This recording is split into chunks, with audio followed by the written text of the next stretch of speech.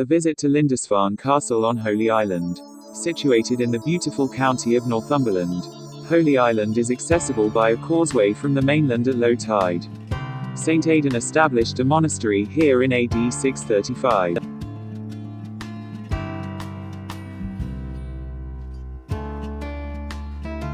A fairy tale castle in a truly magical setting. If you are on Holy Island, this place is a must. Come with me and find out why.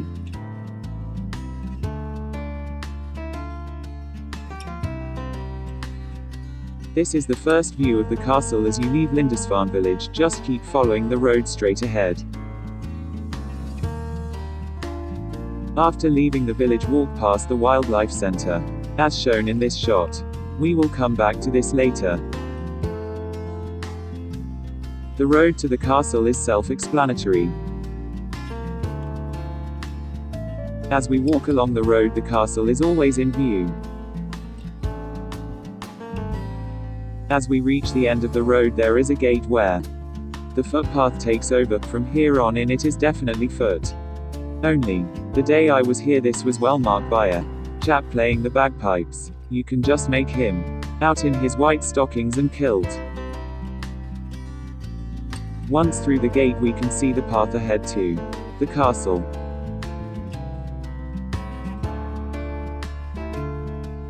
As we look back towards the mainland, we can see the Cheviot Hills in the distance.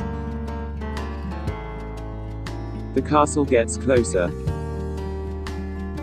As we get closer, the castle seems more imposing. Looking towards Bamburgh Castle and the Farne Islands as we head towards the castle entrance.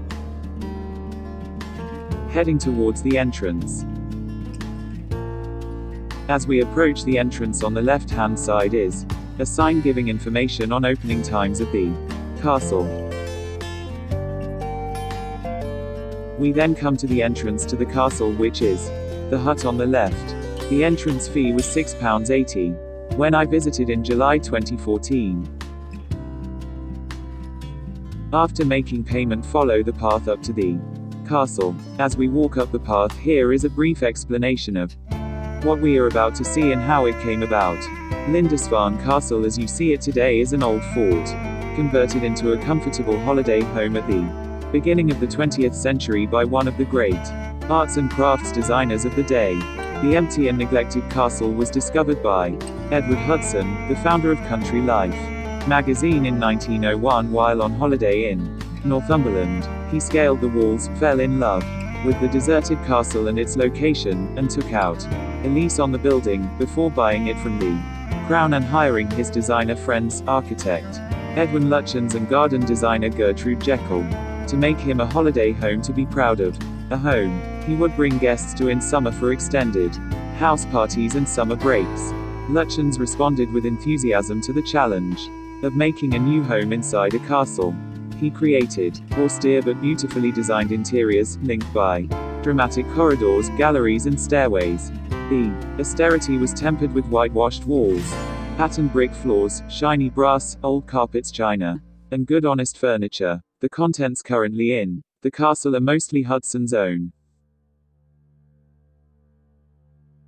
At the end of the path, turn right. This is the entrance to the castle. After passing through the entrance, turn right again, although you have no choice, and follow the steps upwards. At the top of the steps we emerge on the lower battery.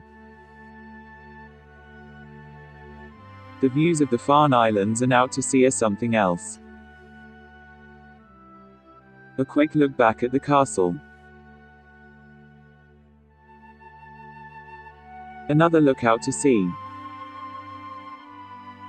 When you are ready to enter into the castle, take the door on the right. This is the view that greets you.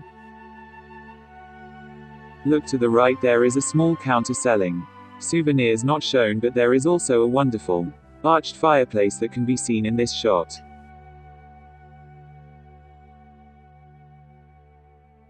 Above the fireplace, a beautiful wind indicator can be seen.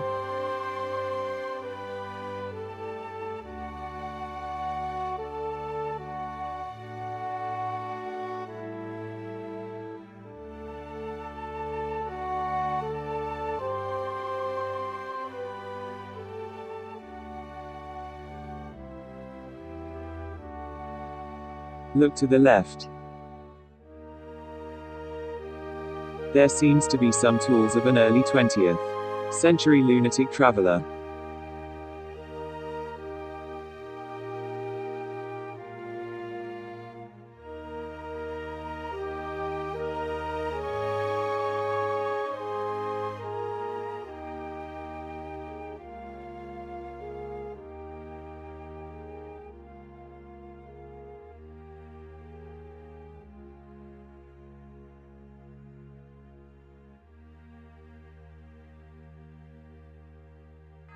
Pass through the door on the left. This will bring you into the kitchen. This is the view to the right.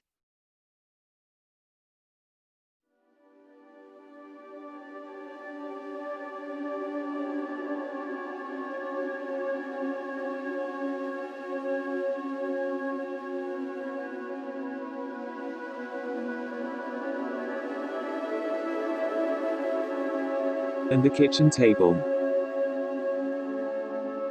Take the door in the far left-hand corner. This will bring you into the scullery. A scullery with a view. The boiler for the castle also seems to be in the scullery. When you are ready to leave the scullery, retrace your steps back to the entrance hall and proceed through the door you saw when you entered. After this, take the first door on the right.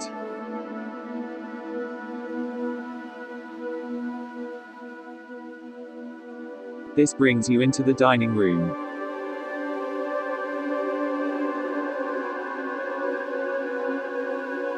Quite a cabinet stands in the dining room.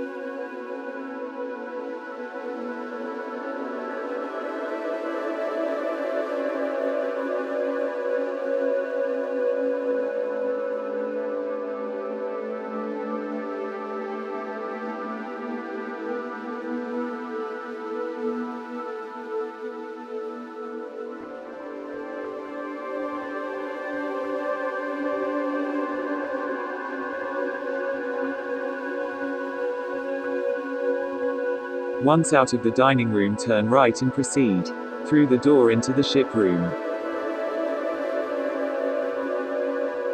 The ship room. This room takes its name from the wooden ship that can be seen hanging from the ceiling.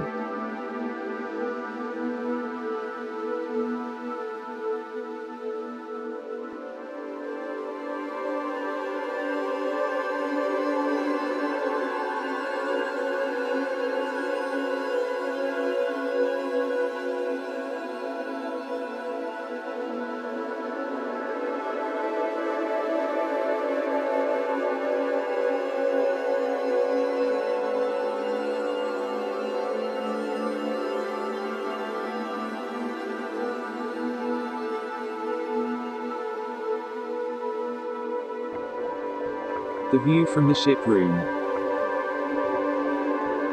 When ready to leave the ship room, retrace your steps towards the entrance hall, but before you get there, take the steps on your right upwards.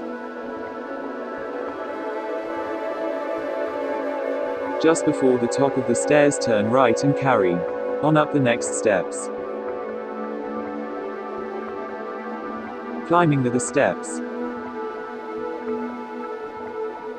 This brings us out in the long gallery. Notice the model of Lindisfarne Castle on the right.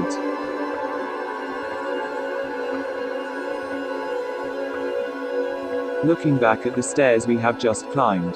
The passage on the left we will look at later.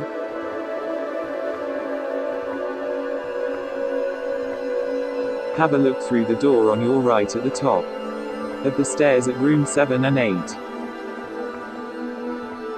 Room 8. Room 7.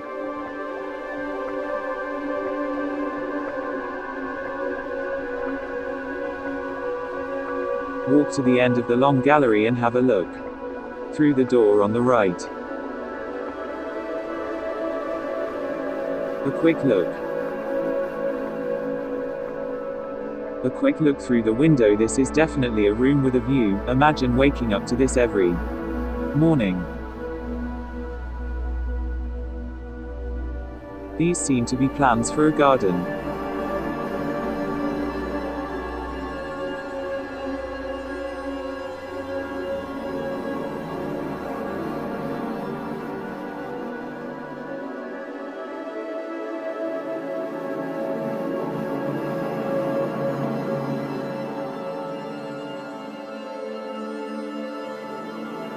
Then go back to the long gallery and through the door. On your left to the outside. We emerge onto the upper battery. A view to the right. A view to the mainland. The Cheviot Hills can be seen in the distance.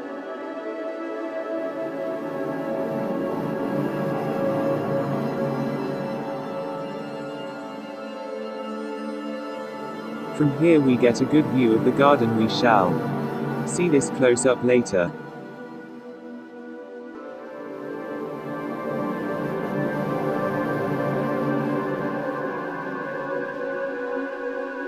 We also get a good view of Holy Island village from up here.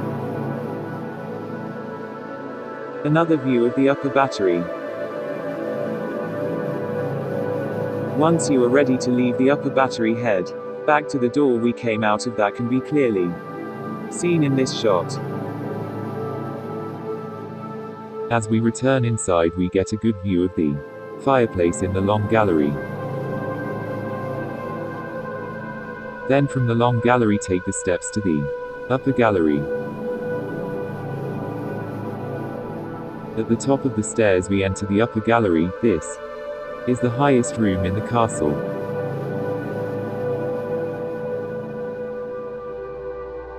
We get a good view of Holy Island village from the upper gallery.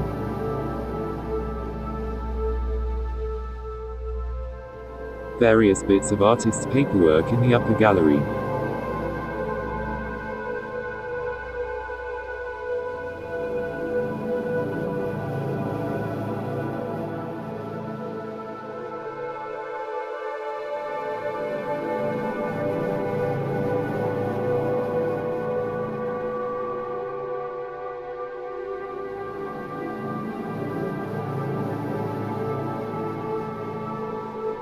Music sheets in the upper gallery. This room is where a lot of music was played.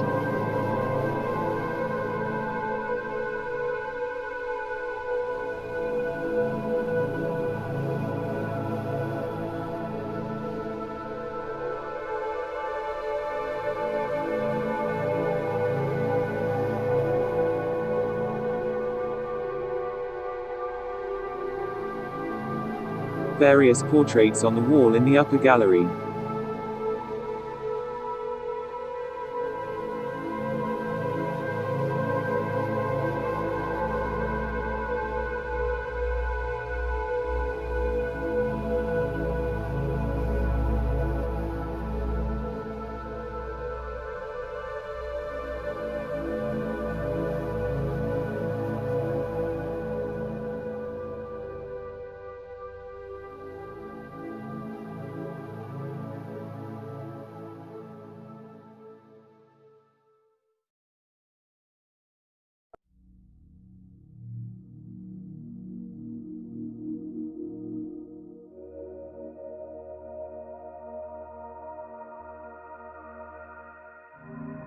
A painting of Lindisfarne Castle.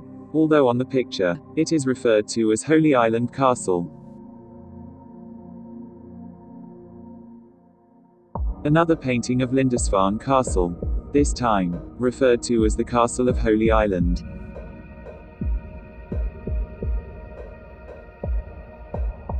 A selection of records. At the time these were made, I doubt the MP3 would ever have been dreamt of.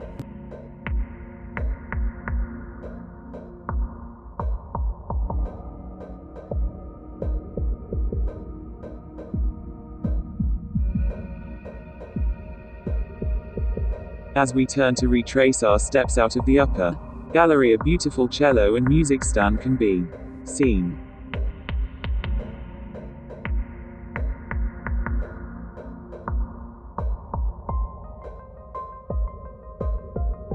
After leaving the upper gallery, walk back to the steps. At the end of the long gallery, go down the first set of steps and take the corridor on the left. A quick look into a room with a widescreen TV. The TV looks totally out of place. A quick look over the balcony at the stairs leading down. Then carry on round this corner. This will bring you out in this magnificent bedroom, with a 4-poster bed, with a fireplace which must have been cozy on a cold winter's night in Northumberland. The bedroom also contains a writing desk. It even contains a gentleman's outfit that looks like it's ready for use. When you are ready to leave, retrace your steps out of the castle, and as you emerge onto the path down from the castle, this is the view that awaits you.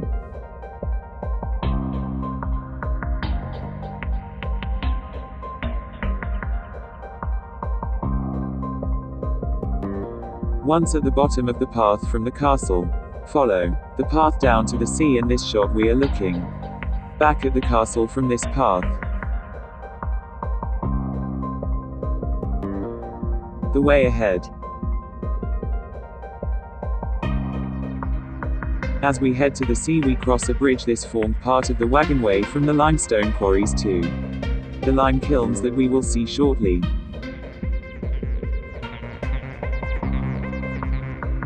Looking along the wagonway, we head right towards the rocky beach and sea we can see.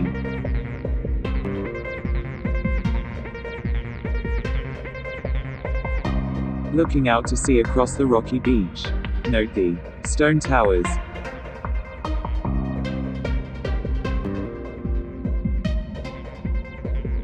Someone has been busy building these towers. They give an almost alien appearance.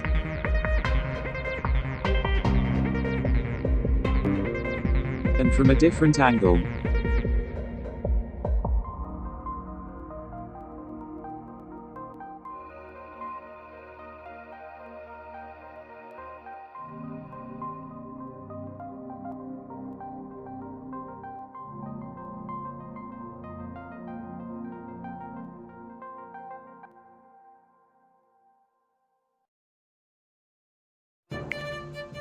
Then look behind you and the lime kilns can be seen.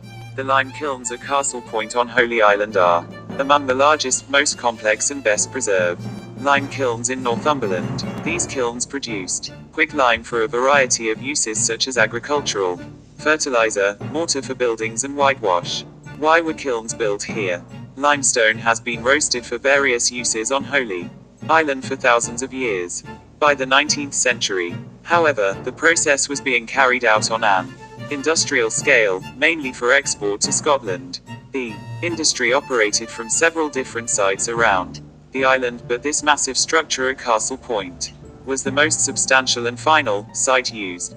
The position here was useful because of its proximity to the sea for transportation, and kilns at Castle Point could be easily connected to the limestone quarry on the north of the island. The quality of the limestone on the island was well known in the early 19th century. By March of 1860, permission had been granted to the merchant William Nicol of Dundee to begin work at Castle Point. The structure of the kilns. The Castle Point lime kilns are made up of 6 pots and a network of access tunnels. The 3 nearest the castle have 4 draw arches from where the roasted lime was removed, while the 3 farthest from the castle have only 3 arches. Inside, the pots are lined with fire bricks to withstand the intense heat generated by the lime burning process, up to 1000 degrees centigrade. Some buttresses have been added to the structure to give extra support to the kiln block. The lime works. Stone was quarried on the north of the island and dragged in wheeled tubs by a horse-downer wagonway to the kilns. Laborers would push the cart to the top of the pots in order to spare the horse the heat coming from the kilns. Meanwhile, ships would have moored by the wooden jetties at the castle field gate, and the cargo of Coal was dragged in tubs by horses around the north side of the castle to the top of the kilns. The kilns were then lit. While burning, they were carefully monitored to ensure the correct temperature was reached. The finished quicklime was then taken back to the jetties for export. Shipping. William Nicol, the Dundee-based businessman behind this industry on Holy Island, owned a fleet of ships. These vessels brought coal from Scotland to the jetties below the castle and took the quicklime away. 6 ships sailed regularly during the 1860s, and these were sloops, schooners, or the larger brigs. The remains of the 2 jetties where the ships would have been tied up can still be seen today on the foreshore near the castle gate, along with several of the iron mooring rings where the ships were tied up. The end of the coastal industry. Even as early as the 1870s, the industry was in decline. While 1 in 5 of the island men had worked in the lime industry in the 1860s, by the 1880s only 1 man was working at the kilns, with 4 employed at the quarry. Shipping records show that the industry had become highly seasonal and fewer ships were involved. The last of Nicol's ships recorded to have left Holy Island with a cargo of lime was the Agnes, which set sail in September 1883. This may be partly due to a breakdown in the relationship between Nicol and Major Grossman, the landowner. More telling, however, was that Nicol relied on the sea for transport, whilst the lime industry on the mainland was increasingly making use of the coastal railways.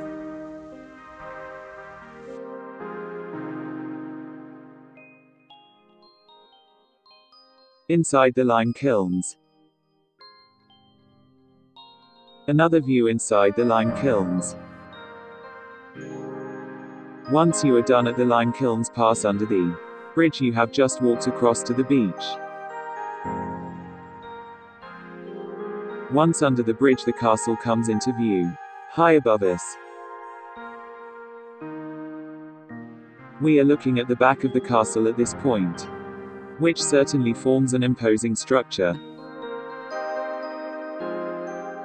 At this point on our right-hand side is a path that will take us up to the garden of Lindisfarne Castle. Follow the path up to the garden. A quick look round the garden. It certainly has a unique feel, very different to the surrounding area. Perhaps it's the surrounding wall that protects it that gives it this feeling. The garden was designed by Gertrude Jekyll between 1906 and 1912. A plan of the garden.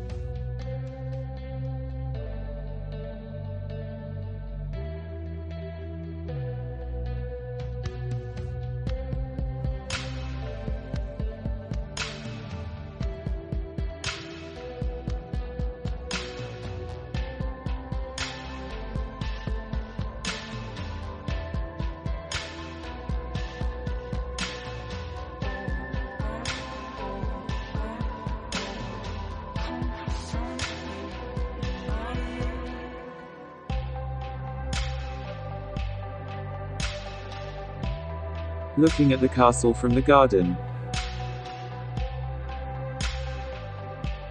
From the garden you can then make your way back to the gate where we entered the grounds of the castle, where the chap was playing the bagpipes. Head back to Holy Island Village, but just before we arrive is the wildlife centre we saw earlier. Let's have a little look. The sign that greets us as we walk in.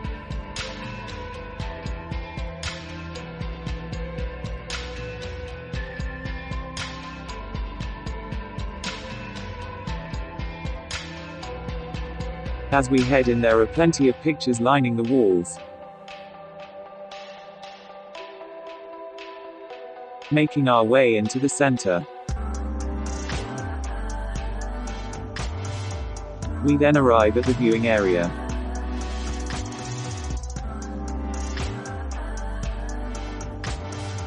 The view from the wildlife center. Looking round the wildlife center. A board on the wall, giving information on geese.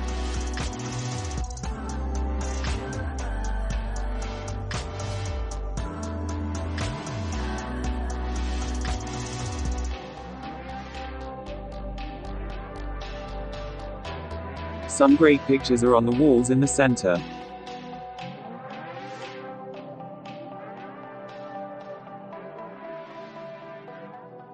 A map at the center giving some ideas for a walk round Holy Island.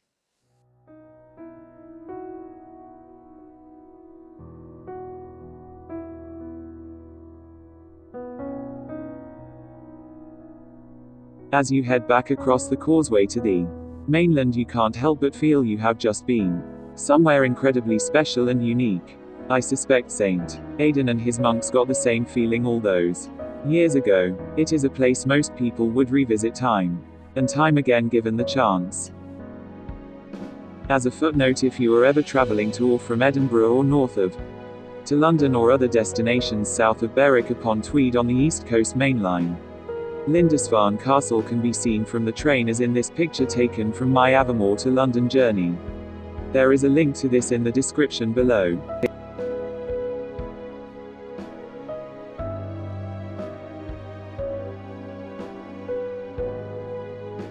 Please like, share and subscribe.